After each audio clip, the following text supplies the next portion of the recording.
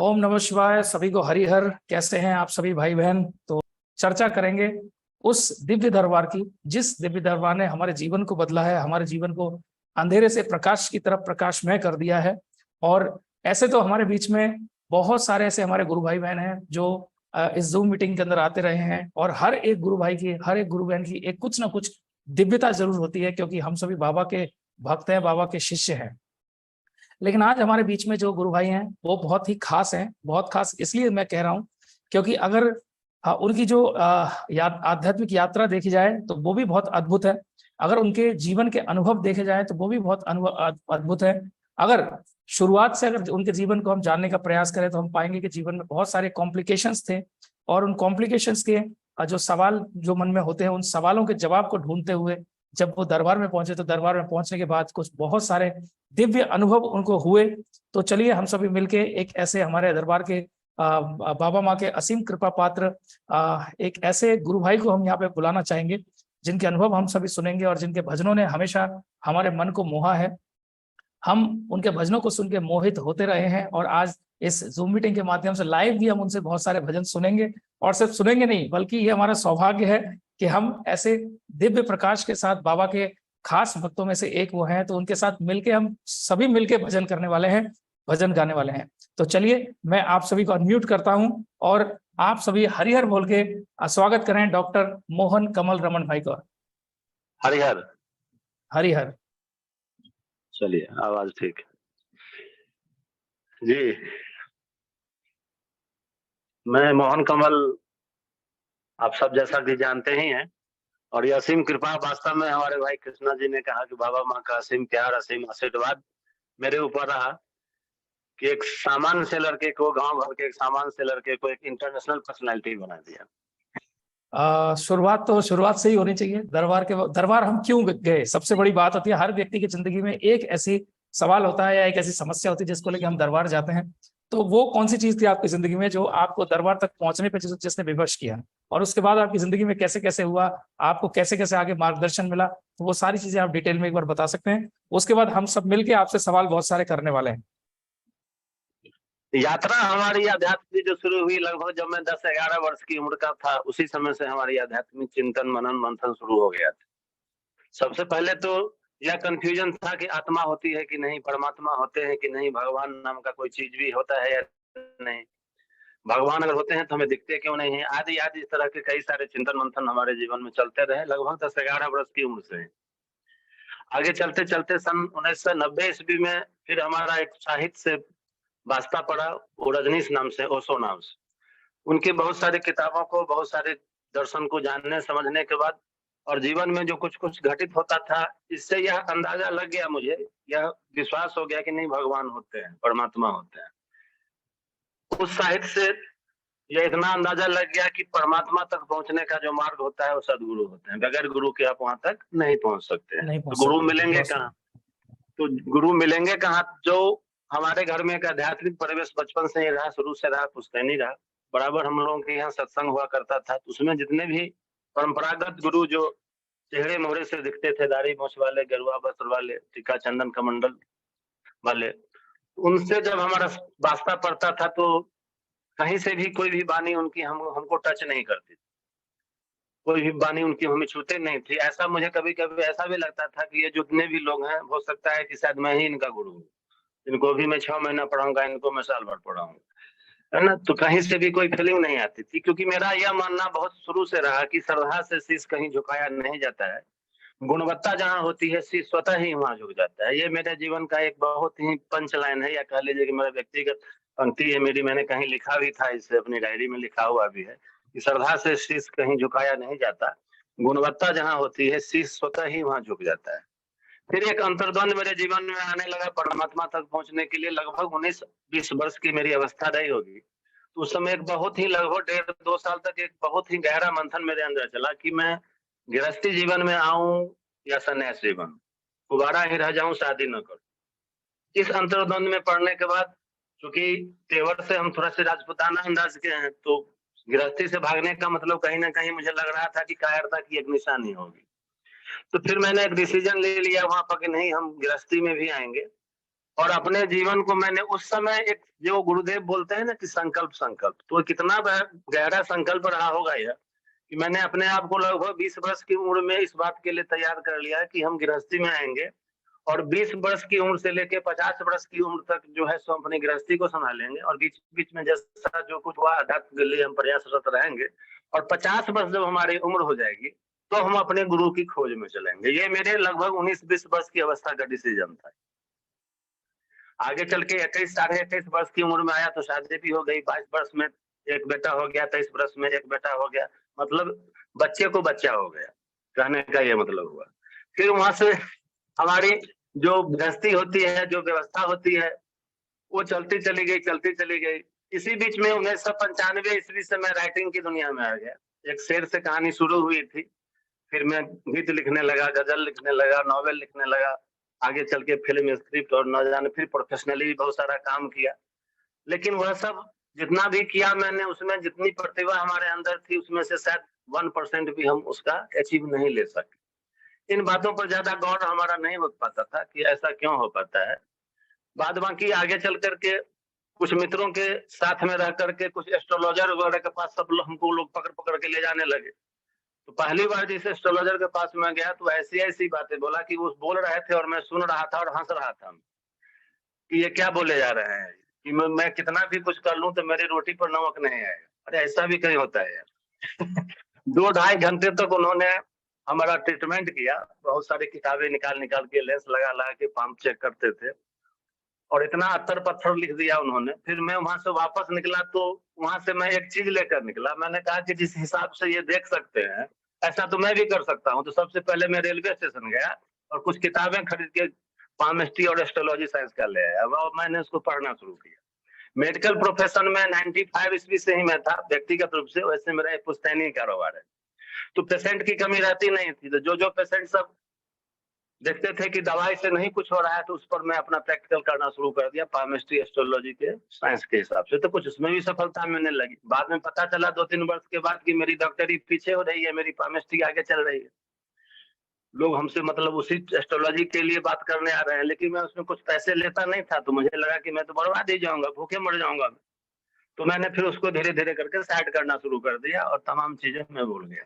भोला बाबा का भगत मैं बचपन से रहा, मेरा पूरा संपूर्ण परिवार ही रहा। जब से मैं पैदा लिया महीने में एक बार हमारे यहाँ पार्थिव पूजन शिव पूजन, जब से मैं बचपन से हूँ तब से मैं देख रहा हूँ कि होता ही होता है। किसी भी भगवान देवी देवता के किसी भी स्वरूप के प्रति मेरा कभी भी कोई आकर्षण नहीं रहा। राह चलते हुए कभी भी किसी भी मंदिर के आगे मेरा सिर नहीं झुका। पूरे जीवन में 3 या 4 बार मैं कभी गया किसी मंदिर तो देवघर बाबा धाम झारखंड, बाकी आज तक यकीन मानिए मैं किसी मंदिर में कभी गया ही नहीं।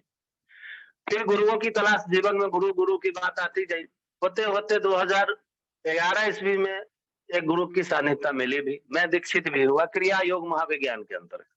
एक बहुत ही इंपॉर्टेंट चैप्टर मेरे लाइफ का यहाँ से शुरू होता है। वह परंपरा जो महाअवतार बाबा जी महाराज की है, आप सब लोग जानते हैं। श्यामाचरण लाहिड़ी वहां से, युक्तेश्वर गिरी महाराज, ये आपको योगानंद परमहंस, उस परंपरा से जो क्रिया योग विज्ञान निकला है वहां की जो शाखा चली, वहां से मैं दीक्षित भी हुआ सन 2012 ईस्वी में। अब मूल कहानी दरबार की, जब आपने पूछा कि दरबार पहली बार जब आप गए तो क्या सोच कर गए थे, वास्तव में इसकी शुरुआत सन 2011 ईस्वी में होती है। 2011 ईस्वी में मेरी माँ सख्त बीमार पड़ी और मुझे ऐसा लग गया कि अब माँ बचेगी नहीं, इसकी मृत्यु हो जाएगी निकट भविष्य। तो माँ की मुक्ति कैसे हो इसका मैं जतन उस समय से करने लगा जब मेरी माँ जीवित थी। एक बहुत ही आपको अजीब लगेगा कि कोई ऐसा भी बेटा हिंदुस्तान के अंदर है जो माँ बाप मरा नहीं है उसका, लेकिन उसकी मुक्ति कैसे हो इसके लिए वो रास्ता ढूंढ रहा है, प्रयास कर रहा है। उस समय की जो मार्गदर्शक सत्ता हमारे साथ थी, उनके दिशा निर्देश में जो कुछ भी बन पड़ा, माँ के मरणोपरांत हमने वो कुछ किया। उसका क्या परिणाम निकला इसका मुझे कोई अनुभव नहीं। सत्य बात ये 2016 ईस्वी में फिर मेरे पिता की मृत्यु हो गई। तो उससे बड़े स्केल पर, जिसको वैदिक विधि कहते हैं, अपना वैदिक विधि कहते हैं, नियम कहते हैं, उसके हिसाब से बड़े बड़े पंडितों को, बाहर बाहर से पंडितों को बुलाकर पितृ मुक्त यज्ञ नाम से हमने किया। कोई व्यक्ति अपने पिता का श्राद्ध क्रम पूरा लाउड स्पीकर समियाना लगा करके और पूरा वो बाजा बजा करके और केला का पूरा डेकोरेशन करके भी कर सकता है। यह लोगों को बड़ा अजीब लग रहा था, लोगों को लग रहा था कि इसके पास लगता है कि पैसा दिखला रहा है कि पैसा बहुत है। लेकिन मेरे मन में यह बात थी कि मेरे पिता की मुक्ति किसी तरह हो जाए, जिस भी रीति से हो। तो जो भी मार्गदर्शन सत्ता थी, हमने उसके हिसाब से काम किया। माँ के मरणोपरांत कोई अनुभव मेरे पास नहीं था, लेकिन पिताजी के जाने के बाद, उनके श्राद्ध कर्म के बाद, कुछ समय के बाद मुझे कुछ-कुछ अनुभव होने लगे। अनुभव क्या होने लगे कि मेरी सारी टोन बदलती गई, मेरा बॉडी लैंग्वेज बदलता गया। कभी-कभी मुझे लगता था कि मैं नहीं हूँ, मैं पिताजी हूँ। मेरे अंदर में मेरे पिताजी हैं, या जो मैं बोल रहा हूँ, या जो मैं उठ रहा हूँ या बैठ रहा हूँ, पेशेंट से जैसे मैं बातें कर रहा हूँ, पेशेंट को जैसे मैं टपट दिया एक दिन, तो मुझे वहाँ पर आकर शौक लगा कि अरे ऐसा तो मैं नहीं बोलता हूँ अपने पेशेंट से, मेरा स्टाइल नहीं है ये बात करने का, ये तो पिताजी का स्टाइल है। इस तरह से पेशेंट को वो डांटते हैं, मैं कहाँ डांटता हूँ, मैं तो बड़े दूसरे अंदाज में प्यार से बातें करता हूँ। तो वहां से भी मुझे फीलिंग आने लगी। तो जो उस समय मेरे गुरु थे, उनसे मैं इस बात की चर्चा कई बार किया, लेकिन कोई इसका वो माकूल जवाब नहीं दे पाते थे। बाद बाकी जहाँ पर जिस संस्था में मैं वहाँ था, वहाँ का समझ लीजिए कि उस संस्था का मैं लीड, संस्था को मैं ही करता था। मेरा सारा प्रोग्रामिंग बनाया होता था। वहाँ के जो बॉस थे, सिर्फ उस पर मोहर लगता था। बाकी हजारों लोगों को हमने उस संस्था से जोड़ा। आज भी उस संस्था में बहुत सारे लोग हैं। बहुत सारे लोग फिर भाग करके अपने करौली दरबार में अपने साथ आ गए। ऐसा हुआ। तो ये घटना आपको 2016 के बाद, पिताजी की मृत्यु के बाद से चलने लगी। लगभग 3 वर्षों तक यह कार्यक्रम चलता रहा। सन 2019 ईस्वी में सबसे पहले मुझे यह वीडियो प्राप्त हुआ करौली सरकार दरबार का, कहानी का। अब यहाँ पर एक चैप्टर खुलता है। मेरा एक भांजा है, उसने मुझे एक वीडियो भेजा, यह कहते हुए कि मामा आप तो इन सब चीजों पर भरोसा नहीं करते हैं, नहीं देखते सुनते हैं, लेकिन बड़ा मजेदार वीडियो, उसको देखिएगा ना, चुटकी बजा के ही सारा काम हो जाता है।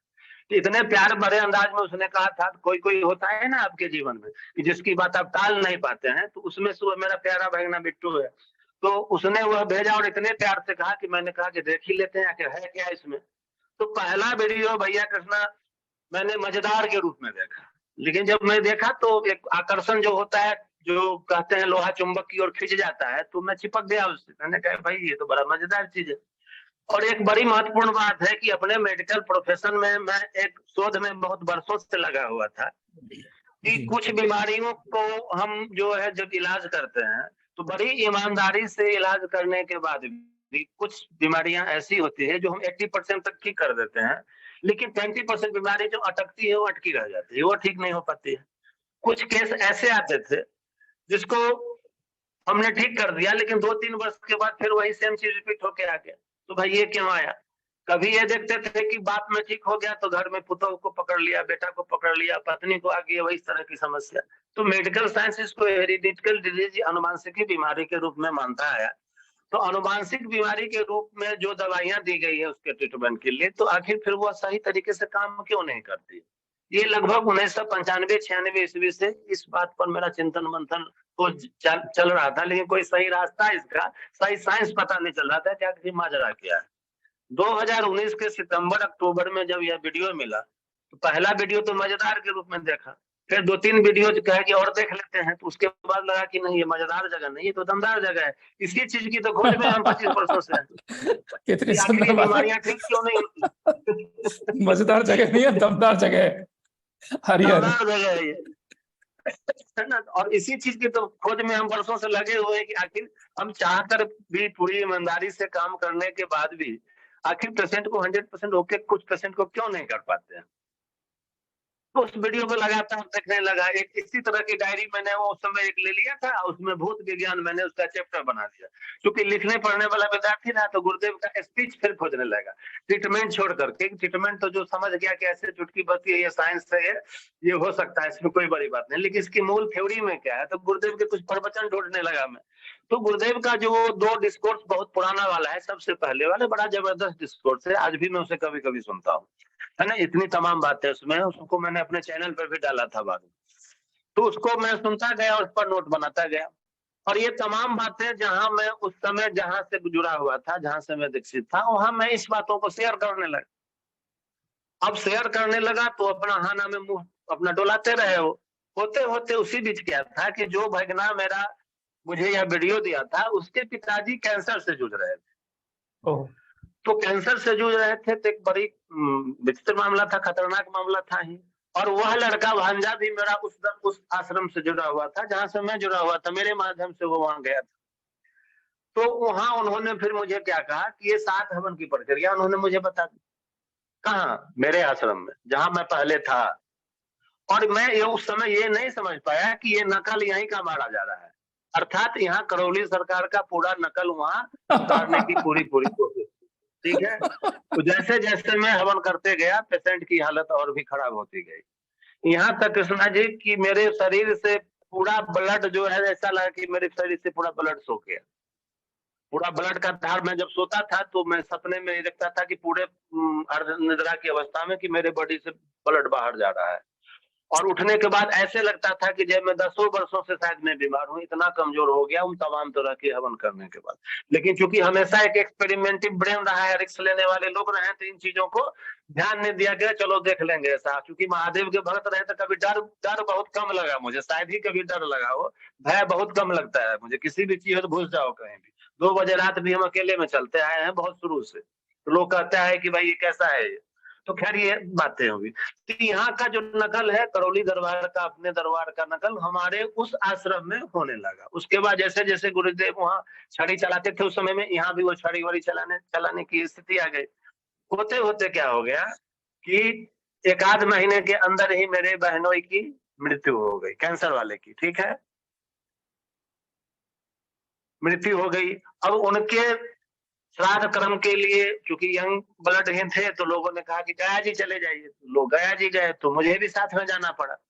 एक अति महत्वपूर्ण घटना वहां घटी गया जी में। दूसरी रात या तीसरी रात की बात है यार, मेरे माता और पिताजी, माँ बाबूजी दोनों वहां गया जी में मुझे, जिनका श्राद्ध, जिनका क्रियाक्रम 2012 में माँ के मुक्ति कार्यक्रम उन गुरु के मार्गदर्शन में किया। 2016 में लाखों रुपया खर्च के वह वैदिक कार्यक्रम किया, और उनकी फीलिंग भी मुझे अंदर आती रही। यहाँ तक कि जो उनकी फोटो भी मैं नहीं देख पाता था, सबको मैंने नदी में प्रवाहित कर दिया। ये 18-19 की बात बता रहा हूँ। वो माताजी और पिताजी मुझे 2020 ईस्वी में, जनवरी महीना है, संपूर्ण रूप से याद है, 4 या 5 जनवरी रहा होगा, मुझे गया जी में वहां पर उनसे मुलाकात होती है। उनसे, पिताजी से हमारी बातें होती है। मैंने पिताजी से यही कहा था कि मैं जानता हूं कि आप यहाँ पर क्यों आए हैं, मुक्ति आपको चाहिए। मैंने अपने हिसाब से प्रयास भी किया था, मुक्ति देने का अधिकार मेरे पास नहीं है, नहीं सकती है, और इस गया जी में भी कुछ नहीं हो रहा है, यह मुझे स्पष्ट अनुभव है। एक पंडित जी जब आते हैं तो यजमान से बोलते हैं कि यजमान हाथ जोड़ करके कहिए कि हे पिताजी आप स्वर्ग लोक में वास करें। और उस पंडित जी का जब चैप्टर खत्म हो जाता है, दूसरे पंडित जी आते हैं तो कहते हैं यजमान से कि हाथ जोड़ कर कहिए कि हे पिताजी आप वैकुंठ लोक में वास करें। और तीसरे पंडित जी आते हैं तो कहते हैं कि शिव लोक में वास करें। और चौथे वाले आते हैं तो कहते हैं राम लोक में वास करें। हमारे जैसे आदमी ने पूछ दिया कि भाई इतना आत्मा को कंफ्यूज क्यों कर रहा है, कहिए किसी एक लोक में वास करे। अब वो बेचारा राम लोक जाए कि सही बात। वैकुंठ लोक जाए कि स्वर्ग लोक जाए, ये कहीं नहीं जाएगा, ये पृथ्वी लोक में ही रहेगा, प्रेत लोक में, और अपने घर में ही रहेगा। उस समय डीएनए की व्यवस्था को मैं नहीं जान पा रहा था, इतना जानता था कि शरीर में आपके ही पास रहेगा, अपने ही बिल्कुल। परिवार में रहेगा। डीएनए की बात, व्यवस्था को नहीं जानता था कि ये डीएनए की व्यवस्था क्या है। खैर, मैंने अपने पिताजी से कहा कि मुक्ति देने का पावर मेरे पास नहीं है, गया जी में भी कुछ नहीं हो रहा है। मुक्ति के दाता सदैव गुरु रहे हैं, आपके भी गुरु हैं, वही गुरु जो मेरे भी गुरु थे, आप उनके पास जाइए। तो मेरी माँ तो सहमत हो गई थी, लेकिन पिताजी इस बात के लिए सहमत नहीं हो नहीं गए, हो। उन्होंने ना में सिर हिला दिया। बाद में जब मैं गया जी से वापस आया, अपने आश्रम गया, तो इस बात की चर्चा मैंने, जो गुरु थे मेरे वहां, मैंने उनसे किया था कि ऐसे ऐसे गुरुदेव, ऐसे ऐसे वहां मेरे साथ गया जी में घटना घटी है, क्या मेरे पिताजी आप तक आए थे? मैंने ये सीधा प्रश्न किया। अच्छी बात यही है कि उन्होंने झूठ नहीं बोला, उन्होंने कहा कि नहीं, नहीं आए। खैर, आई गई बात, खत्म हुई। मेरी भांजी, जो बहनोई मेरे मरे थे, देखिए बड़ी मिस्ट्री है इस केस में, वो कैंसर तो उनको हो ही गया, मेरी भांजी थी वो पागल हो गई, पागल थी, उस साथ साथ दोनों का केस एक साथ चल रहा था। वह भी उस आश्रम से दीक्षित, ठीक है, वह भी उस आश्रम से दीक्षित थी। इस कंडीशन में क्या हुआ कि जो वहां से वो कुछ बताते थे, करते थे हवन आदि कार्यक्रम, तो केस और बिगड़ता जा रहा था, तो बात बन नहीं रही थी। और करौली दरबार से मैं जो इतना वीडियो देखता गया गुरुदेव की वाणी में जो एक प्रभाव था, मैं चिपकता चला गया, ऐसा कहिए गुरुदेव से मैं चिपकता चला गया। व्यवस्था मेरी यह थी कि मैं करौली दरबार जा नहीं पा रहा था, जा नहीं सकता था। द्वंद यह था कि जिस आश्रम में जहां मैं उस वक्त था, उस आश्रम को मैंने अपने खून पसीने से सींचा था।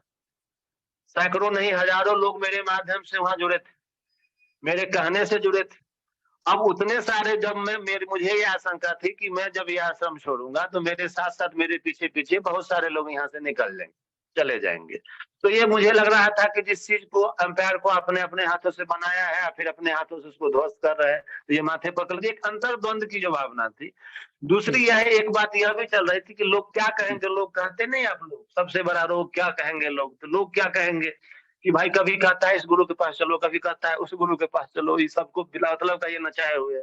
यह भी एक द्वंद चल रहा था, लेकिन मेरे मन के अंदर मतलब दरबार मुझे खींचे जा रहा था। अंत में मैंने एक दिन रो करके आंसू बह रहे थे, रात में भी इस बात पर चर्चा हुई थी, और मैं रोने लगा और अपनी पत्नी से कहा कि देखो आज तक मैं कहीं किसी मंदिर वगैरह में कहीं नहीं गया हूँ, लेकिन न जाने क्यों बार बार मुझे करौली सरकार खींच रहा है। लेकिन अफसोस यह है कि मैं वहां जा नहीं सकता हूँ, लेकिन जीवन में एक बार कभी ना कभी जाऊंगा जरूर। संकल्प कहते हैं ना गुरुदेव, संकल्प की शक्ति तो कितनी आज अभी भी मेरे आंखें भर आई और मैं वहाँ खड़ा हो गया उस क्षण को। उस अच्छी स्मृतियों में से एक स्मृति है मेरी कि जी मैं एक बार जीवन में करौली सरकार जाऊंगा जरूर, जा जाऊंगा नहीं जरूर। सकता विवश, जाऊंगा जरूर। अब बाद में आके ये बात समझ में आती है कि कुछ पितर जो होते हैं जो दुष्ट होते हैं, लेकिन कुछ पितर आपके अच्छे भी होते हैं। बड़ा अच्छा आइडिया मेरे एक पितर ने मुझे दिया, बाद में आके समझ में आई। क्या आइडिया दिया, वहां जो गुरुजी थे उनको मैंने कहा कि ये जो हमारी भांजी का आप ट्रीटमेंट आप कर रहे हैं, तो आप जो कह रहे हैं वो कर नहीं पा रहे। मैंने घुमा करके उस बात को कहा, अच्छा रहेगा कि इसको करौली सरकार भेज दीजिए, जो होगा सो वहां होगा इसका, बाकी इससे पिंड छोड़ाइए। दरबार की आश्रम की बदनामी बिना मतलब की हो रही है। उन्होंने कहा कि हाँ ठीक कहता है, ठीक कहता है। इसको वही वही ले जाओ, वही भेज दो। बहुत अच्छा। है ना। तो ये बाद में समझ में आया कि ये मेरा आइडिया नहीं था, ये हमारे अच्छे वाले पूर्वज का आइडिया, क्योंकि पिताजी को मैंने बता ही दिया था, है ना। ये तमाम बात है। और एक महत्वपूर्ण बात कृष्णा जी की, जब मैंने बाबा का नाम, ये जब मैं दरबार करौली से वीडियो के माध्यम से जुड़ा, तो जब मैं अपने ध्यान साधना में बैठता था तो बाबा का स्मरण कर, जब बाबा का मैं आवाहन करता था, बाबा को बुलाता था, ऐसा कह लीजिए जो भाषा प्रयोग सब प्रयोग कर लीजिए, तो बाबा की छवि हमारे सामने आ जाती। क्या बात। और फिर मैं बाबा से बातें करने की कोशिश करता था, तो मैं बोलता था, बाबा से पूछता था कि बाबा ये चुटकी वाला जो बताते हैं आप करते हैं गुरुदेव, उसको हम नहीं सीख सकते, कैसे होगा ये। तो बाबा कुछ नहीं बोलते थे, चुपचाप ऐसे जो है मतलब ऐसे करके अपना देख रहे हैं, तो चुपचाप हम भी चुप हो जाते थे। मतलब बाबा से कह लीजिए कि मुझे माने शुरू वीडियो देखने के 2-4 वीडियो के बाद से ही बाबा से प्यार हो गया मुझे, आई लव यू वाला। अब बाबा से डर भी लगने लगा कि बाबा कहीं दोस्त तमाचा खींच ना दे। मतलब एक बाप बेटा का या गुरु चेला का जैसा कह लीजिए ना, इतना इंटर रिलेटेड रिश्ता बन गया बाबा से कि बाबा से प्यार भी है। बाबा के सामने खड़ा होकर के हाफी भी नहीं ले सकते, कहीं बाबा मार न बैठे, उधर हट करके हाफी लो, है ना, इस तरह का। तो ऐसे ऐसे करके करौली सरकार दरबार हमारी भांजी का जाना हुआ वहाँ। तो मैंने वहां अपने गुरुजी से पूछा था, वहां के जो गुरुजी थे, मैंने कहा कि गुरुजी इसके पास तो कोई है नहीं जाने के लिए, तो मुझे भी शायद इसके साथ जाना पड़ेगा, तो मेरे लिए क्या आदेश है, मेरे लिए क्या आज्ञा है। तो उन्होंने कहा कि भाई दूसरे की मदद करनी चाहिए, जरूर जाओ, अंधा चाहे दोनों आंख वाली बात। मैं झटपट में अपना टिकट बनाया भाई। भांजा भांजी दोनों को लिया और चला गया आश्रम करौली सरकार कान। ठीक है, भांजा अपना जो अर्जी बंधन की प्रक्रिया होती है उसने वहां किया, मैं चोरी चोरी सारा काम वहां पर किया। सत्य बात यही है, उसके साथ बैठकर कुछ नहीं किया, चोरी से अर्जी लगाई, चोरी से बंधन लगाया, और बाबा से बस प्रार्थना यही की कि बाबा अभी मेरे पास जो है तो हवन करने के लिए जो है व्यवस्था नहीं है पैसों की, लेकिन मैं हवन जरूर करूंगा और अपने पितृ की मुक्ति जरूर करूंगा। तब तक मुझे अब नमन की प्रक्रिया में ही रहने देने की कृपा कीजिए, जो भी होता है बाबा से मैंने कह दिया। उस समय गुरुदेव आते थे, आपको एक अब खुशंग आते थे और डिस्कोर्स एक सुनाते थे। बंधन के बाद संकल्प जो होता था, तो उसमें सबसे पीछे में बैठा जहाँ नारियल का पेड़ है वहां पर, क्योंकि सबसे पीछे बैठने की आदत मेरे बचपन से, आज भी मैं सबसे पीछे रहता हूँ। तो वहां जब मेरी आंख लग गई, थोड़ा सा ध्यान लग गया, तो वहां मैंने कई सारे गुरुओं को देखा, जिसमें कि हमारे जो जिस परंपरा से मैं गुजरा हूँ, महाअवतार बाबा जी महाराज, लाहिड़ी महाशय, लाहिड़ी महाशय को भी मैंने वहां देखा। मैंने कहा भाई ये यहाँ क्या कर रहे हैं भाई। फिर ये कहानी जो है सो मैं वहां वहां भी बताया, मतलब वहां फोन से मैं बात किया वहां पर। वो अब देखिए उन्होंने मुझे एक तरह से जासूस बना के वहां भेज दिया था, बाद में पता चला मुझे, अच्छा। अनुभव हुआ कि अरे तो लेकिन मुझे वहां जो है जासूस मुझसे मतलब मुझे पता नहीं और मैं जासूसी किया जा रहा हूँ। ऐसा बड़ा गेम मेरे साथ लिया जा रहा है। खैर जो भी हो, चोरी चोरी सारा कार्यक्रम मैंने वहां किया, माता को अर्जी लगाई और वहां से मैं चोरी चोरी फिर यहाँ पर दरबार से अपने घर आ गया। और अपना जो अर्जी था वो जो चुनरी होती है तो सर वैसे ही था, तो मैं अपने ड्रॉअर में उसको रख दिया। मैंने सबसे अच्छा जगह मुझे वही लगा तो वहां मैंने रख दिया। फिर अपना जैसे रोजमर्रा की जिंदगी थी जीता चला गया। लेकिन कुछ कुछ मुझे अनुभूति होने लगी। अनुभूति क्या होने लगी कि मैं हल्का हल्का महसूस करने लगा। होता नहीं कि आपके ऊपर 5 क्विंटल का बोझा लदा हुआ हो तो 5 क्विंटल का बोझा लदते लदते आदत बन जाती है अब, तो वो बोझा बिल्कुल। आपको बोझा नहीं दिखता है। फिर धीरे धीरे जब उसमें से 5 किलो 10 किलो उतरेगा तो वो अंदाजा आपका नहीं लगता है। लेकिन क्विंटल 1.5 क्विंटल जब उतर जाएगा लोड आपके सिर पर से, तो आपको लगा कि अरे कुछ हल्का हो गया है। तो ऐसा मुझे लगा कि भाई कुछ कुछ हल्का सा लग रहा है शरीर मेरा। तो हम बिल्कुल। सब कुछ देख रहे हैं कि स्मूथ हो रहा है, सब कुछ वही है, लेकिन मुझे अच्छा अच्छा अच्छा अच्छा लगने लगा। तो मैंने कहा कि भाई ये क्या हो रहा है। तो फिर ध्यान आया कि वो अच्छा मैं तो करौली सरकार से आया हूँ। मैं उस आश्रम से जुड़ा हुआ था, अर्जी कर लिया, बंधन कर दिया।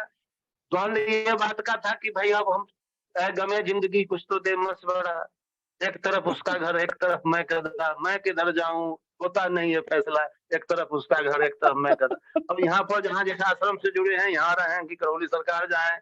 एक आदमी के जीवन में तो दो दो गुरु भी होते हैं, कोई इसमें बुरी बात भी नहीं है, सैकड़ों गुरु हो सकते हैं। ये तमाम तरह के झंझावात, तमाम तरह के अंतर्द्वंद चल रहे थे। पहली बार चला गया, आ गया, लाइफ स्मूथ लगने लगा। तब पता चला कि अरे मैं तो करौली सरकार से आया हूँ। वहां का थ्योरी ये कहता है कि प्रेत पूर्वज से बंधना शुरू हो जाता है, इसलिए मुझे हल्का हल्का लगा। और एक मुझे ऐसा महसूस होने लगा कि यहाँ पर जो अज्ञान चक्र जो है एक लाइट सा मुझे महसूस होने लगा। ऐसा मुझे बहुत लग रहा बढ़िया। था कि जैसे लगता है कि मुझे अनुभूति होती थी कि बाबा कुछ पाछावन का पुण्य हमको दिए हुए। और ये भजले रे मन जो भजन है, जो आइकॉनिक भजन है यार, जी। 1,500 से ऊपर सॉन्ग हमने लिखा और उसने कुछ नहीं किया। दरबार में अनेक बड़े बड़े धुरंधर गायक सब है, उन तमाम लोगों के भजन जो सैकड़ों की संख्या में या दर्जनों की संख्या में भजन है। और मेरा मात्र वह जो है बाबा का वह एक भजन उस सारे लोगों के पैरेलल मुझे खड़ा कर दिया। बिल्कुल। वह भजन जब मैं लिख रहा था तो वह भजन जब मैं शब्द आ रहे थे तो मैं उसको अपने जो पुराना आश्रम था मेरा वहां खींच करके उसको ले जा रहा था शब्दों को। और वह शब्द जाने के लिए तैयार नहीं था, तो मैं कलम रोक देता था, कलम छोड़ देता था। क्योंकि मैं भजन कभी भी बुद्धि लगा के आज तक नहीं लिखा। जो भाव आएगा जब आएगा जितना आएगा उतना ही लिखा। अपने मित्रों को मैं कहता था कि देखो ना एक भजन ऐसा आ रहा है कि बड़ा हाइट का भजन है, बड़ा स्टैंडर्ड भजन, लेकिन आ ही नहीं रहा है, मुखड़ा भी नहीं बन रहा है उसका। कब जब आएगा तब हम सुनाएंगे उसको। तो ये अंतर्द्वंद में ये 2.5 महीने के लगभग बीत गए, एक शब्द भी हमारा आगे नहीं बढ़ा। नहीं बढ़ा। ये अंतर्द्वंद नहीं बढ़ा, घिस पिट के चल रहा था। होते होते शिवरात्रि आ गई। शिवरात्रि आ गई, उस शिवरात्रि में क्या हुआ कि हम सबों के ऊपर वहां से एक कहा गया, जैसे दरबार में अपनी शक्ति खुलती है ना, ऐसे शक्ति खुली वैसे शक्ति खुली। तो वहां पहली बार हुआ कि दरबार में क्या शक्ति खुली हमारे आश्रम में। वहां लोगों को बुला बुला करके छड़ी चला चला करके घुमा घुमा करके उनके पूर्वजों को मुक्त करना शुरू किया गया, है ना। मुझे भी बुलाया गया, मेरे ऊपर भी छड़ियां चली। वो अब देख रहे हैं अपना सब, किसी के शरीर पर कोई आ रहा है, हाँ हो रहा है। हमारी समझ में कुछ आ ही नहीं रहा है कि भाई कौन गया कौन आया, कुछ समझ में बात नहीं आ रही थी। उस शिवरात्रि के बाद दोबारा मुझे फिर जाना हुआ कहाँ, आश्रम। इस बीच में क्या था कि बाबा और गुरुदेव और दरबार से और मेरी निकटता बढ़ती चली, निकटता बढ़ती चलेगी। तो एक दिन बाबा को बैठ करके मैं कहा बाबा देखिए नहीं भजन तो आ ही नहीं रहा है, हमको पता नहीं क्या लिखाएगा। फिर अचानक से क्या हुआ कि फिर भाव लगा, भाव लगते लगते एक बार कलम उठाया और पूरी भजन एक स्टेप में खत्म हो गया, एक स्टेप में खत्म हो गया। तो जी। मैं उसको तीन तीन भजन लिखाया था उस समय दरबार का।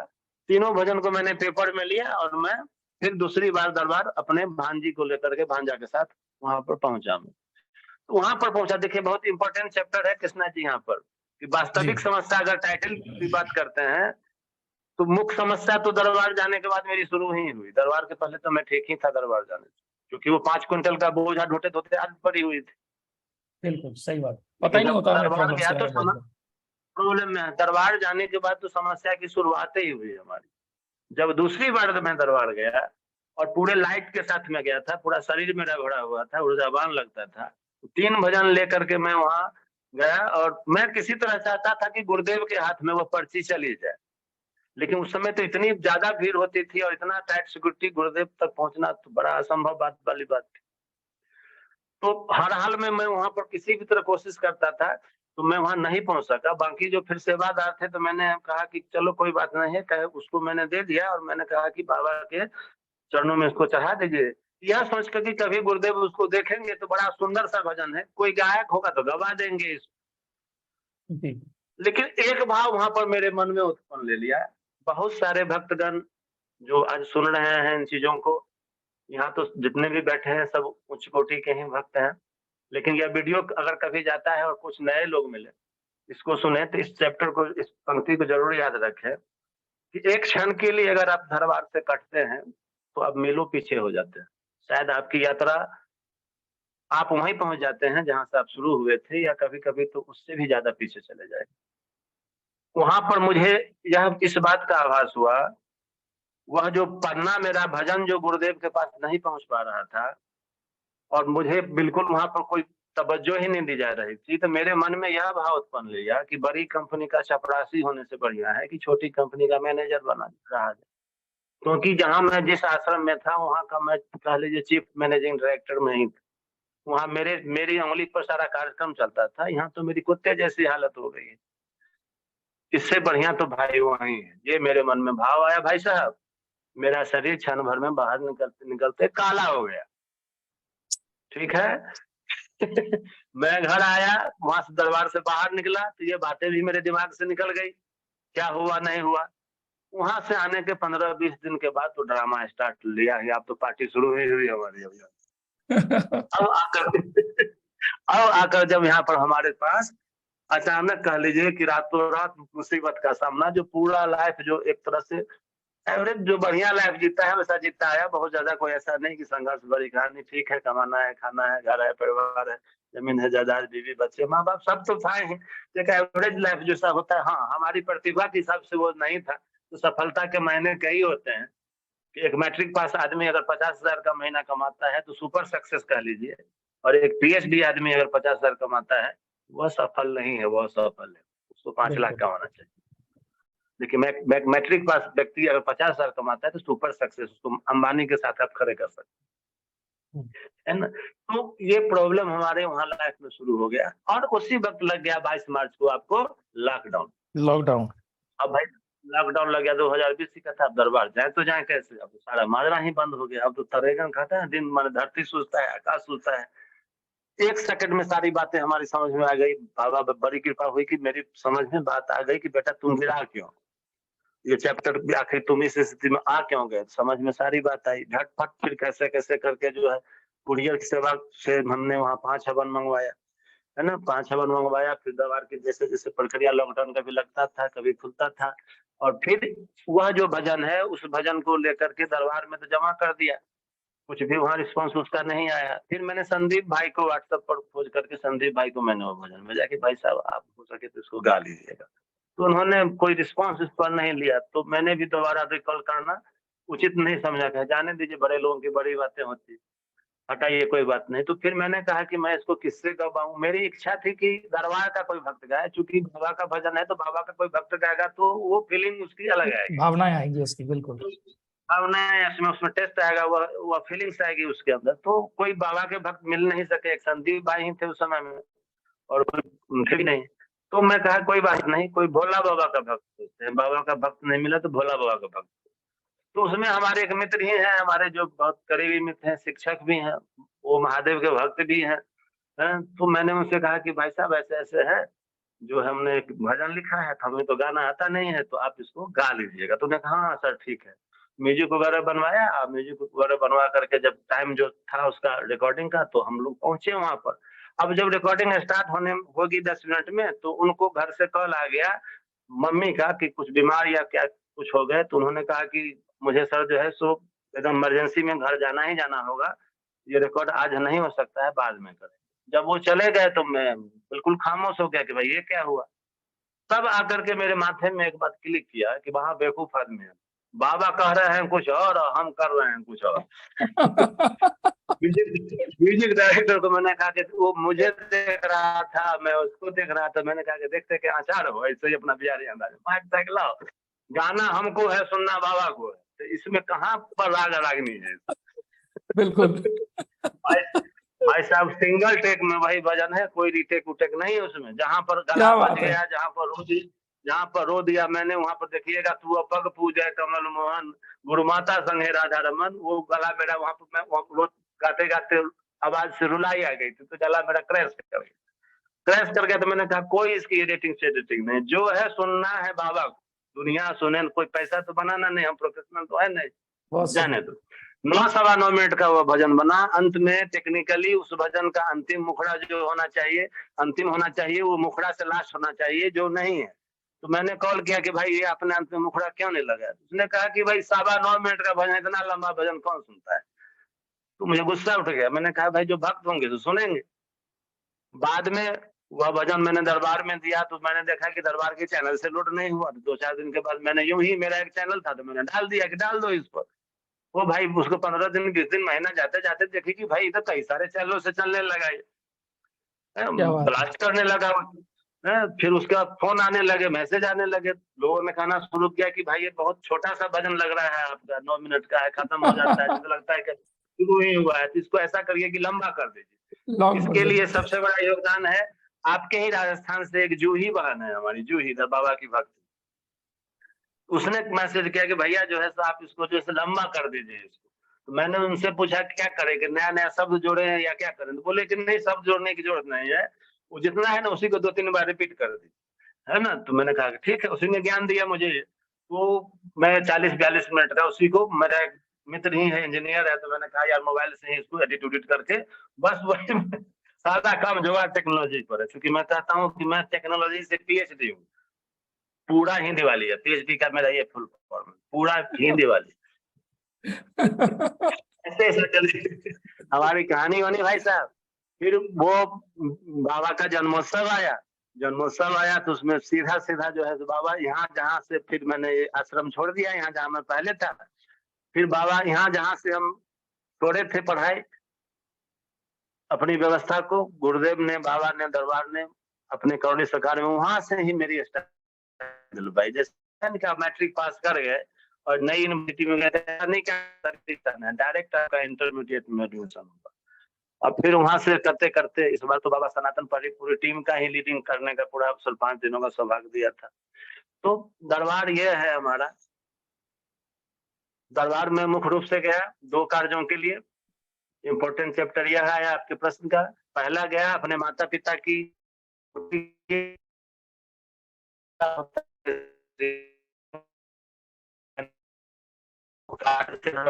दरबार पहुंचने, उसके बाद बहुत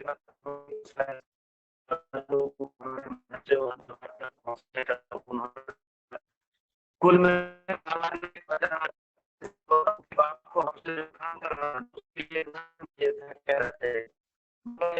भैया आपकी आवाज थोड़ी सी ब्रेक होने लगी है, शायद नेटवर्क का थोड़ा इश्यू आ रहा है।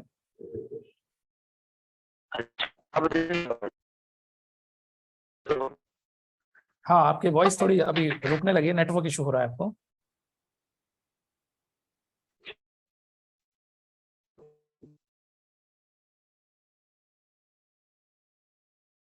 तो अब तक हम सभी सुन रहे थे।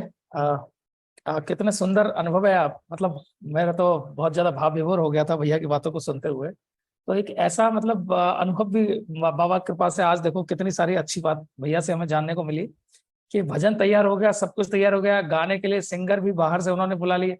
आप खुद को बिल्कुल भी भजन कभी जिंदगी में मतलब जो है सिंगर नहीं थे खुद, लेकिन सिंगर ना होने के बावजूद भी आप बिल्कुल स्टूडियो तक पहुंच गए किसी और से भजन गवाने के लिए। लेकिन बाबा की कृपा ऐसी हुई कि जी भैया आप एक बार चेक करिएगा आवाज चालू करके। तो चूंकि खुद को दूसरों के भजन गवाने के लिए स्टूडियो तक लेके गए, लेकिन बाबा की क्या कृपा है कि अनकट, जो भैया ने कहा ना, कोई रीटेक नहीं है, एक सिंगल बार में इतनी प्यारी तरीके से भजन पूरा भैया का कंप्लीट हुआ। जी स्वागत है भैया आपका वापस से। जी हरिहर हरिहर। हरिहर। हाँ हरिहर आ रही है, आवाज आ रही यही है, है, प्लीज कंटिन्यू। उस भजन की यही कहानी है। बाकी फिर बाबा, मैंने यही कहा ना कि बाबा को हमसे जो काम लेना था उसके लिए एक नाम और एक चेहरा चाहिए था। तो बाबा जी ने एक भजन गवा करके वह चेहरा लोगों के बीच में दे दिया, और बड़ा आनंद आता है जब जिस दिन 2-4 कॉल नहीं आते हैं भक्ति, तो लगता है कि आज दिन बिगाड़ गया आज का, जब किसी की काउंसलिंग न दे पाए, किसी की कोई हम मदद न कर पाए।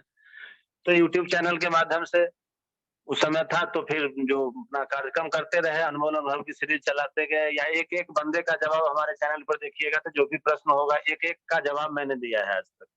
शायद ही कोई जी बाई मिस्टेक कोई छूट गया हो तो छूट गया हो, तो एक एक का जवाब मैंने देने का प्रयास किया है। क्योंकि जिस समय जब मैं नया था तो हमारे साथ भी बहुत सारी समस्याएं आती थी, कंफ्यूजन आते थे। जाहिर सी बात है नए लोगों के पास आती है, तो कोई ऐसा कोई सोर्स नहीं था। यूट्यूब उस समय भी चलाने वाले लोग थे, तो सिर्फ यूट्यूब चला रहे हैं, कट पेस्ट मार रहे हैं, लेकिन लोगों के सवाल का जवाब नहीं दे रहे हैं। बस जय बाबा की हरिहर ऐसा कर रहे हैं, लोगों के सवाल का जवाब तो दीजिए। बिल्कुल। लोग आपका वीडियो देखते हैं, उससे आपका कहीं ना कहीं रेवेन्यू भी बनता है, तो कम से कम इतना उत्तरदायित्व तो आपको निभाना ही चाहिए बाबा की सेवा, दरबार की सेवा या लोगों की सेवा के लिए। तो ये मेरा प्रण था, वह संकल्प था कि जब मैं कभी इस योग होऊंगा तो हर एक व्यक्ति जो कोई भी मिलेंगे उनकी जहां तक बन सकेगी, जो मेरे पास गुण होगा, क्षमता होगी, जो भी जानकारियां होगी, जरूर मैं पूरी ईमानदारी से और पूरी निस्वार्थ भाव से मैं उनके साथ पेश होऊंगा। ये मेरा एक संकल्प है, मेरा प्रण है। और मुझे अच्छा लगता है कि बाबा कम से कम इस योग मुझे बनाए कि कुछ लोगों की हम कहीं ना कहीं से किसी न किसी रूप में मदद कर पाते हैं। बहुत सुंदर। तो बहुत सारी बातें मैंने आपके इंटरव्यूज वगैरह और वीडियोस भी देखे हैं, लेकिन आज के इंटरव्यू के अंदर इतनी सारी चीजें आपने डिटेल में बताई है।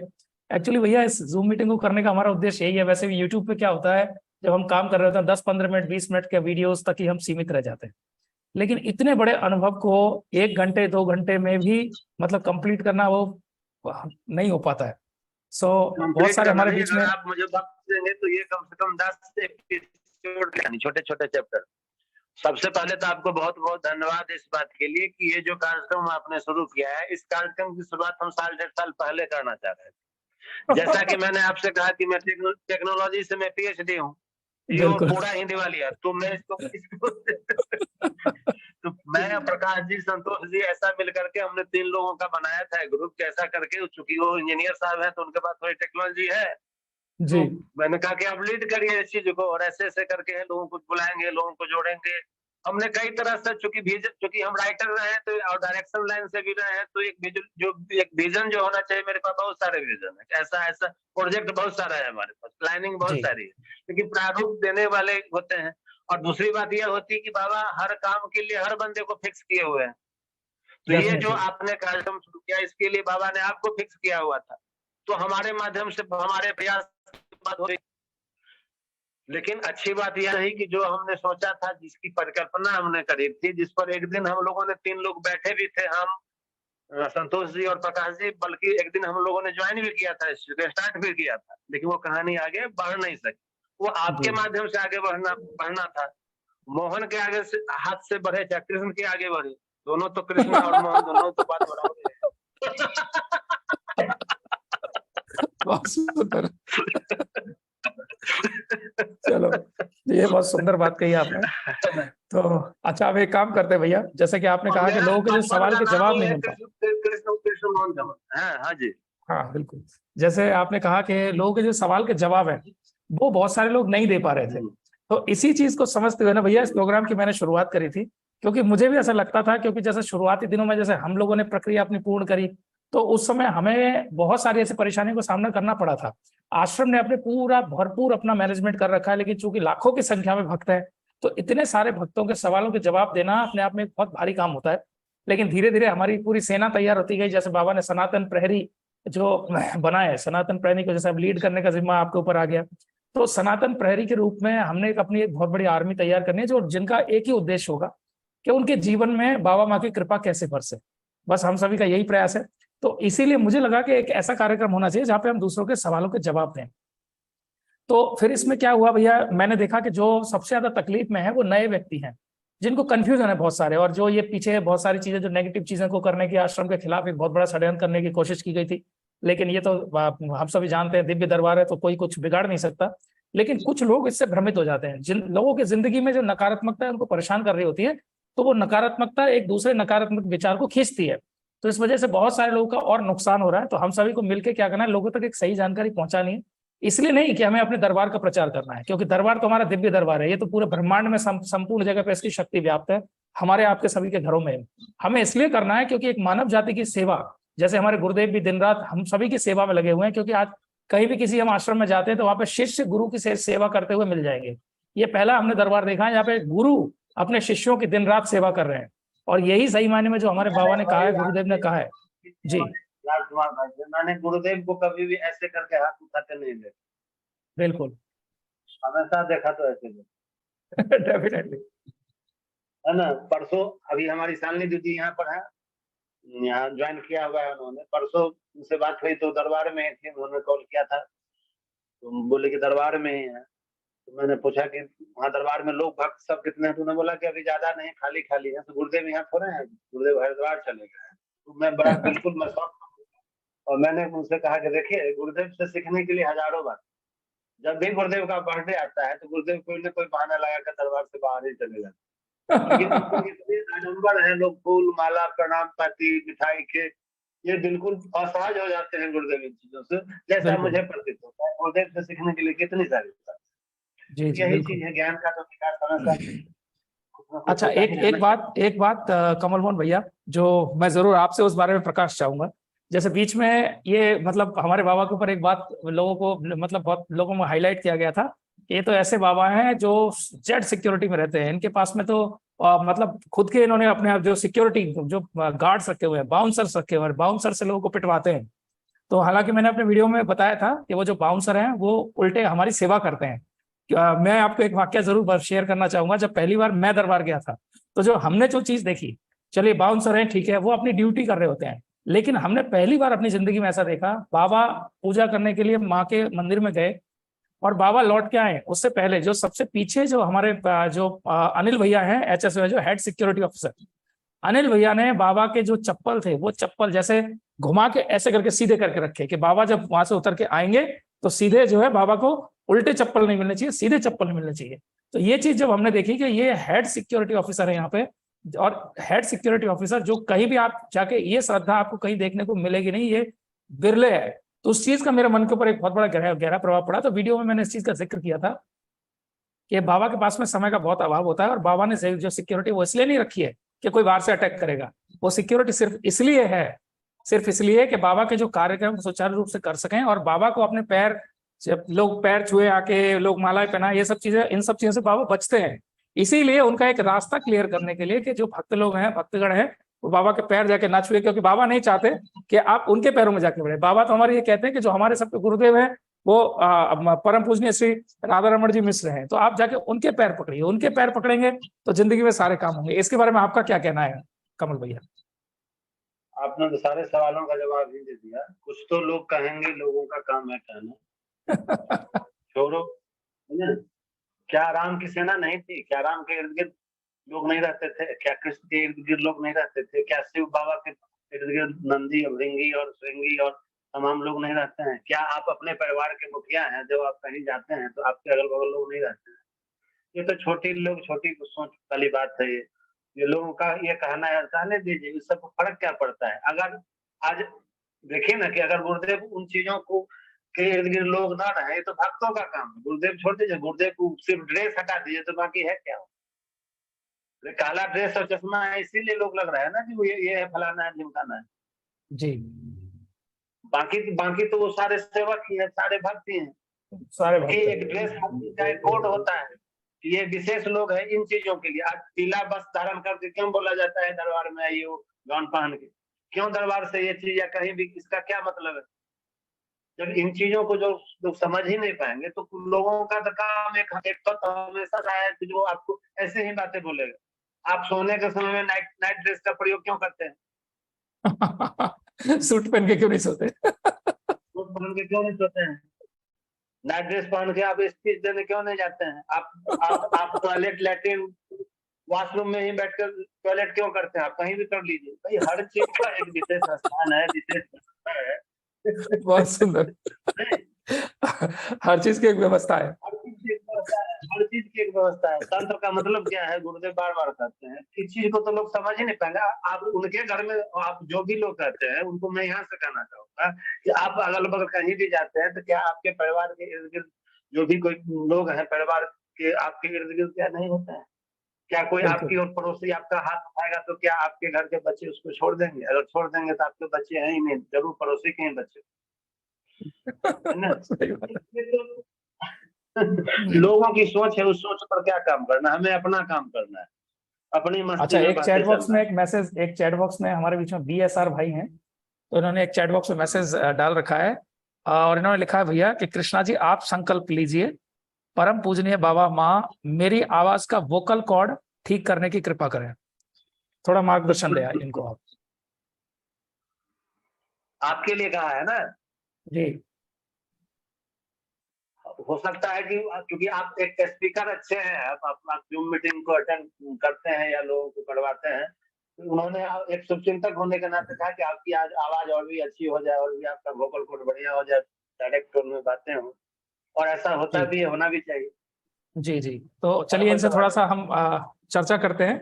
BSR भाई आपको हमने अनम्यूट किया है, भाई हैं बहन है मैं पता नहीं क्योंकि आपने नाम ऐसा रखा है, तो आप अपने आप को अनम्यूट कर सकते हैं और अनम्यूट करके जो आपकी समस्या है, जैसे वोकल कॉर्ड में मुझे लगता है आपको कोई प्रॉब्लम है, सो मैं वोकल कॉर्ड से संबंधित एक प्रॉब्लम आपके बीच में शेयर कर देता हूं, क्योंकि मुझे एक अगर आपका सवाल मुझे मिल जाता तो बेहतर होता, लेकिन मैं आपको बता दूं वोकल कॉर्ड की प्रॉब्लम से मैं जूझा हूं, और इतना जूझा हूं कि डॉक्टर्स ने बोलने से ही मना कर दिया था। तो मैंने कहा मेरे बॉडी में जितने ज्यादा सेल्स नहीं है ना, उससे ज्यादा एक्साइटमेंट मेरे लिए पब्लिक स्पीकिंग का है, तो अगर बोलना बंद कर दूंगा तो मैं तो मर जाऊंगा। तो सारे चारों तरफ से रास्ते बंद हो गए थे। पहली बार जिस दिन मैं दरबार में गया हूँ, इस समस्या को सबसे ज्यादा लेके गया हूँ, और घर पे लौटने से पहले मेरी 80% वोकल कॉर्ड की जो प्रॉब्लम थी वो ठीक हुई। 5 मिनट से ज्यादा मैं बात नहीं कर पाता था, इतनी भयानक समस्या हो गई थी, क्योंकि मैं 1-1 घंटे 2-2 घंटे 3-3 घंटे जूम मीटिंग लेता हूँ, स्टेजेस पे 8-8 घंटे 10-10 घंटे खड़े होकर बहुत सारे इवेंट वगैरह करता था, और इस चीज को इग्नोर किया था, तो गले में बहुत ज्यादा प्रॉब्लम हो गई थी, वोकल कोर्ड्स में गैप बन गए थे। तो बाबा माँ की कृपा से बिल्कुल सही हो गया, और संकल्प आप स्वयं करिए भैया, आपकी जो भी समस्या है वो डेफिनेटली सही होंगी, क्योंकि मेरी तरफ से मांग है कि भैया का जो इतना फेवरेट भजन है जो हम सभी के दिलों पर राज करता है, लाखों लोग उस भजन को सुन चुके हैं, तो लाइव हम भैया से क्यों ना उस भजन को यहाँ पे सुने, और भैया के साथ में हम मिलकर उस भजन को सभी लोग करें। तो हरिहर लिखेंगे बहुत सारे लोग, तो मैं जरूर भैया से निवेदन करने वाला हूँ। क्या बात है, यहाँ लाइन लग चुकी है हरिहर की। नहीं ऐसे नहीं, अभी दोबारा एक बार दोबारा रिक्वेस्ट करूंगा, आपने जो मैसेज भेजे हैं वो मुझे भेजे हैं, मुझे ना भेज के आप एवरीवन में सेंड करिए, चैट बॉक्स ओपन है, please send it to everyone. Everyone में सभी लोग आप हरिहर लिखें। क्या बात है, तो हरिहर लिख के हम भैया से निवेदन करेंगे उस भजन के लिए जो हम सभी के मन में छप चुका है, और एक बहुत ही गहरे भाव जिस भजन के अंदर है। तो चलिए, बहुत बढ़िया बहुत बढ़िया, बहुत सुंदर, अति सुंदर। और मैं चाहूंगा इसके लिए सब लोग कैमरा जरूर ऑन कर लें, वीडियो जरूर ऑन कर लें, क्योंकि आपके माइक म्यूट है, लेकिन आपको भी इस भजन को भैया के साथ साथ ही गाना है, और मैं देखूंगा कितने भाई ऐसे हैं जो कि रियली में यहाँ पे इस भजन को भैया के साथ गाएंगे, ताली का सहयोग देंगे, तो मिलकर इस भजन को करते हैं। चलो ठीक है, तो अगली आवाज होगी भैया की। भैया स्वागत है। हरिहर, सब लोग सुन पा रहे हैं? भजले रे मन श्री राधारमन,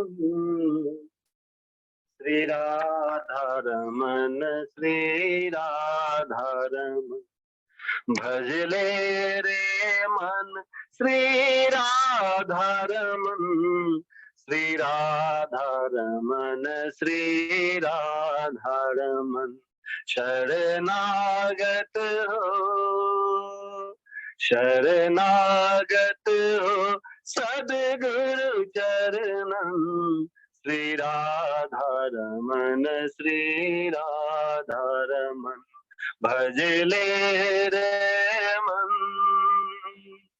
धरती अंबर जल अग्नि पवन, बसते कन कन श्री राधारमन, धरती अंबर जल अग्नि पवन, बसते कन कन श्री राधारमन, श्री राधारमन, श्री राधारमन, भजले रे मन श्री राधारमन, भजले रे मन। अंतर मन से भज ले तू भजन, लगा दिल में लगन श्री राधा रमन।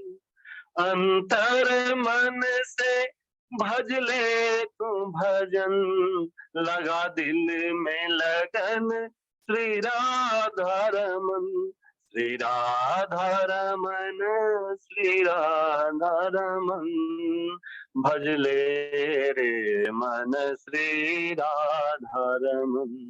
श्री राधा रमण, श्री राधा रमन, भज ले रे मन श्री राधा रमन। तू पग पूजा कमल मोहन, गुरु माता संग है राधा रमन। तू पग पूजा कमल मोहन, गुरु माता संग है राधा रमन। काटो बंधन हो प्रभु से मिलन, हे राधा रमन गुरु राधा रमन, भज ले रे मन। यह वो भजन है हरिहर। इसी भजन में बाबा ने आवाज सुन रहे हैं कृष्णा जी? बहुत सुंदर। एक भजन जो आया था इसी का अगला सीरीज। एक साचा श्री राधा रमन, झूठा सब संसार। ओ एक साचा श्री राधा रमन, झूठा सब संसार। भजय भाव से भजन जो होवे भव के पार। सुन ले रे मन, ये उन लोगों के लिए है, संसार वालों के लिए गाना है हमें, जो अभी दरबार से नहीं जुड़े। दरबार से को जानने के बाद भी कंफ्यूजन में है, जुड़े कि ना जुड़े। उनके लिए बाबा के एक भक्त का, एक चेला का यह सीधा सा संदेशा है कि एक साचा श्री राधा रमन, झूठा सब संसार। भजे भाव से भजन जो होवे भव के पार। सुन ले रे मन, एक सत्य वचन, शिव वंश शिवम श्री राधा रमन। सुन ले रे मन, एक सत्य वचन, शिव वंश शिवम श्री राधा रमन। तर जाएगा, तर जाएगा तेरा जीवन, भज ले रे मन श्री राधा रमन। ले रे मन एक सत्य वचन, शिव वंश शिवम श्री राधा रमन। यह नाम बड़ा अद्भुत अनुपम, ब्रह्मांड से होता है गुंजन। यह नाम बड़ा अद्भुत अनुपम, ब्रह्मांड से होता है गुंजन। गाते सब देवियों देवन, श्री राधा रमन, श्री राधा रमन। भज ले रे मन, सुन ले रे मन, एक सत्य वचन, शिव वंश शिव श्री रमन। भारण छवि के कर सुमिरन, ये तमाम दुनिया वालों के लिए जो भी दरबार से न जुड़े हैं, क्या करना चाहिए आपको? धारण छवि करके कर सुमिरन, तन मन का कर सागर मंथन। चिंता छोड़ो कर लो तुम मनन, श्री राधा रमन, श्री राधा रमन। सुन ले रे मन एक सत्य वचन, शिव वंश शिवम श्री राधा रमन। ये करोगे तो क्या होगा? काया, काया मतलब शरीर, काया कारी होगी कंचन, निर्मल पावन जीवन कुंदन, कायाकारी होगी कंचन, निर्मल पावन जीवन कुंदन, कर जोर के तू कर ले बंधन, श्री राधा रमन श्री राधा रमन, भज ले रे मन, चानन आनन के कर दर्शन, उस दिव्य चानन, उस आनंद का, बाबा के स्वरूप का, चानन आनन के कर दर्शन, चित बुद्धि वृत्ति पूर्ण अर्पण, आनन आनन के कर दर्शन, चित बुद्धि वृत्ति पूर्ण अर्पण, भज के तू भज ले तू भजन, श्री राधा रमन श्री राधा रमन, सुन ले रे मन। और अंतिम क्षण इस भजन का अपने गुरुदेव की वाणी कि गुरु संतोष गुरु जी के ये वचन, क्या सत्यम शिवम वही सुंदरम, सुंदर, बहुत सुंदर। संतोष गुरु जी के ये वचन, सत्यम शिवम वही सुंदरम, भजता रहता किशन मोहन, श्री राधा बहुत सुंदर, बहुत सुंदर। राधा रमन, भज ले रे मन, श्री राधा रमन श्री राधा रमन श्री राधा रमन। प्रेम से बोलिए सदगुरु भगवान की। ऐसे नहीं काम चलेगा, सबको अनम्यूट करके एक बार आप जयकारा लगवाएंगे। सबको अनम्यूट किया भैया, आप जयकारा आप लगवाएंगे। हरिहर हरिहर हरिहर हरिहर हरिहर हरिहर क्या बात क्या है। बात। सदगुरु भगवान की जय। जय हो। कृष्णा भैया आपकी भी जय हो। आप बहुत अच्छा कार्य कर रहे हैं, काफी प्रेरणा हमको मिलती है। बाबा के सभी भक्तों की जय जयकार है, क्योंकि हम बाबा के भक्त हैं। कमल मोहन भैया कहते हैं जो हमारे जो एक धार्मिक जो हमारी परंपरा है, अगर हम देखें तो कहते हैं कि एक जो माँ बाप की जो मुक्ति है वो एक लड़के के द्वारा होती है, और इसीलिए सबको जो है वो लड़के की इच्छा होती है। लेकिन ये जो दरबार है हमारा, यहाँ पे हमारे पास में ऐसे सैकड़ों हमारे पास में उदाहरण है जो लड़कियां अपने माँ बाप सहित अपने जितने भी हमारे पूर्वज पितर हैं उनको उन्होंने तार दिया, मतलब भवसागर से पार लगा दिया। तो इस बारे में आपका क्या क्या कहना है? आप माफी चाहूंगा, आपकी आवाज बंद है। ऑडियो प्लीज एक बार चालू कर लीजिए। हेलो, जय बाबा की। जी, जय बाबा की। प्रकृति की जो व्यवस्था है उसके अंदर तो यही नियम है कि डीएनए के संदर्भित जो भी डीएनए का बंधा है उसी के माध्यम से आपको मुक्ति हो सकती है। इसलिए पुत्रों की परिकल्पना या पुत्रों की प्राप्ति के लिए बड़े सारे जतन अपने हिंदुस्तान के अंदर किए जाते रहे। यह दरबार उसी नियमों से तोड़ते हुए उन चीजों को पुत्री के माध्यम से भी लागू कर देने का एक विधान बना है। एक तो यह विधान बन गया कि जो आज जिनके पास पुत्र नहीं है वह तो ऐसा कर ही सकते हैं, पुत्री के माध्यम से भी उनका उद्धार हो सकता है। दूसरा, ये दूरगामी जब परिणाम जब इसका देखिएगा तो पुत्रों के लिए जो आध्यात्मिक रूप से जो मान लिया जाए कि पुत्रों की ही बात करते हैं, तो यह एक नियम टूटेगा यहाँ से, या एक व्यवस्था बदलेगी, या लोगों के दिल में यह प्रेरणा जगेगी कि नहीं, पुत्री दोनों का पुत्र और पुत्र असमानता कहाँ पर है? पुत्र और पुत्री में असमानता कहाँ पर दिखाई दिया? आध्यात्मिक रूप से कि पुत्र के माध्यम से तो ये व्यवस्था हो सकती है पितरमुक्ति, पुत्री से नहीं हो सकती चूंकि वो दूसरे गोत्र में चली जाती। लेकिन दरबार जब इन चीजों को पुत्री के माध्यम से भी करवाने का विधान डाल दिया, और यह जो दरबार जो है विश्व स्तर पर जब जगह जगह पर जाएगा तो आने वाले 5-10 वर्षों में एक अलग तरह का सैलाब उमड़ आएगा, पुत्री के लिए एक अलग तरह की बातें निकल कर सामने आ जाएगी। दूसरी बात, जो एक दरबार सिर्फ पितृमुक्ति पर ही कार्यक्रम नहीं कर रहा है। जब हम लोग चिंतन करते हैं, इस बात पर मंथन करते हैं, तो देखते हैं कि सामाजिक बदलाव के लिए, सामाजिक को बढ़ावा देने के लिए, एक दूसरे के प्रेम सहयोग के लिए राष्ट्रीयता के लिए हर चीजों पर अलग अलग तरह से कार्यक्रम किया जा रहा है।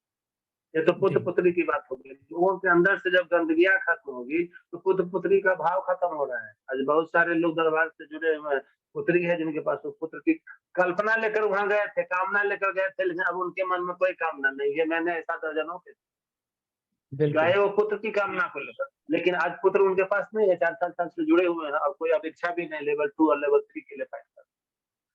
जिनके पास कोई संतान नहीं, बहुत सारे लोगों को दरबार ने संतान दिया, आज ऐसे लोगों को संतान तो नहीं हुआ, लेकिन संतान की इच्छा ही खत्म हो गई, क्योंकि उनके भाग्य में संतान नहीं हो तो बाबा कहाँ से उन चीजों को जबरदस्ती का कर्म भोग उसको बनाए, उनकी इच्छा ही समाप्त हो गई। तो ऐसी बातें हैं। पुत्र के माध्यम से ये तो बड़ा दरबार ने उम्मीद, बेटी के माध्यम से जो नहीं हो पाता था काम, दरबार ने, गुरुदेव जी ने उस माध्यम से भी 15 अगस्त संपूर्ण रात में बोले थे ना, स्वतंत्रता हो गई। हजारों बेटियां माध्यम बनी, जिनके माध्यम से जो उनके माँ बाप है वो आश्रम के बारे में पता चला, क्योंकि जैसे बच्चे ज्यादातर यूट्यूब वगैरह पे एक्टिव रहते हैं, तो कहीं ना कहीं से बाबा माँ की कृपा बेटियों के माध्यम से भी हमारे बीच में मौजूद बहुत सारे लाखों ऐसे भक्त हैं जिनके पितरों को जो है वो मुक्ति प्राप्त हुई, क्योंकि बेटियां माध्यम बनी आश्रम तक पहुंचाने का। तो आगे भी आप में से बहुत सारे ऐसे गुरु भाई बहन होंगे जो कि तंत्र दीक्षित भक्त कम से कम होंगे, उनके अनुभव सुनने को हमें मिलेंगे। तो आप में से जिसको भी अगर अपना अनुभव कहीं पे शेयर करना हो, तो अनुभव शेयर करने के लिए बस एक ही हमने यहाँ पे क्राइटेरिया रखा है, आपकी प्रक्रिया जो है पूर्ण होनी चाहिए। या तो आप 9 डे हवन से कंप्लीट करके गए तो आपका आरोग्य हवन कंप्लीट होना चाहिए, या फिर आपने 1 डे किया हो तो आपका 1 डे कंप्लीट होना चाहिए। पूर्ण प्रक्रिया अगर आपकी हो चुकी है, पूर्ण शुद्धि हो चुकी है, तो आप यहाँ पे अपना अनुभव व्यक्त कर सकते हैं। लेकिन अगर मंत्र दीक्षित या तंत्र दीक्षित होंगे तो उनके अनुभव और उच्च कोटि के होते हैं, क्योंकि हम सभी सीखने के लिए यहाँ पे आते हैं। हमें बहुत सारी चीजें मार्गदर्शन के रूप में, बाबा माँ की कृपा के रूप में यहाँ पे मिलती हैं। तो आप सभी इसी तरह से इतने प्रेम के साथ में इस कार्यक्रम का हिस्सा बने रहिए और ज्यादा से ज्यादा लोगों को जोड़िए, क्योंकि टेलीग्राम ग्रुप मैंने भैया एक क्रिएट किया है, जहाँ पे मेरा उद्देश्य है कम से कम 2 लाख लोग टेलीग्राम ग्रुप में जुड़े, जिसकी लिंक मैंने अभी चैट बॉक्स में डाली है। तो मैं सबसे निवेदन करूंगा, वहां पे आप भी बहुत सारे लोगों को खुद से ऐड कर सकते हैं, और उन लोगों को ऐड करिए जिन लोगों को चाहते हैं आप, जिनकी जिंदगी में बाबा माँ की कृपा आए। आप 10, 20, 50, 100, 200, 500 कितने भी लोगों को वहां पे ऐड कर सकते हैं, क्योंकि उद्देश्य है नए लोगों की जिंदगी में माँ बाबा की कृपा बरसाना, और उसके लिए हम सिर्फ माध्यम है। बाकी कृपा तो माँ बाबा की है, गुरुदेव की है। तो चलिए फिर इस कार्यक्रम के समापन से पहले, जैसे कि हम हर बार एक बहुत सुंदर से भजन के साथ में इस कार्यक्रम का समापन करते हैं, तो जिस भजन को अभी अभी हम सुन रहे थे, उस भजन को हम फिर से एक बार मैं आपके बीच में प्ले करने जा रहा हूँ। तो उस भजन के साथ में हम सभी वीडियो ऑन करके, ध्यान रखिएगा सभी वीडियो ऑन करके, लेकिन वीडियो ऑन करने की स्थिति में भी होने चाहिए। लेट के भजन नहीं होता है, सभी को बैठ के भजन करना है। आप प्रॉपर, आप सिस्टमेटिकली घर में हो तो आप बैठ के एक बार भजन का आनंद लीजिए। भजन करते करते इस कार्यक्रम का जो है वो हम यहाँ पे अभी समापन करेंगे। बड़ौली सरकार के समस्त भक्तजनों को मेरा प्रणाम। बाबा श्री राधा रमन जी के श्री चरणों में मेरा बारंबार प्रणाम। भगवान भोलेनाथ के श्री चरणों में मेरा सादर प्रणाम। गुरु माता जी के चरण कमलों में मेरी नित नित वंदना। साथ ही शक्ति स्वरूपा मैया कामरू कामाख्या के श्री चरणों में सादर प्रणाम। और इस कलयुग के महान गुरु बाबा संतोष भदौरिया जी के श्री चरणों में मेरा सादर प्रणाम। मेरा नाम डॉक्टर मोहन कमल है और मैं बाबा की कृपा से आप सबों के बीच बाबा का एक संकीर्तन बाबा के श्री चरणों में आप सबों के सहयोग से समर्पित कर रहा हूँ। बोल दे करौली सरकार की जय। भजले रे मन श्री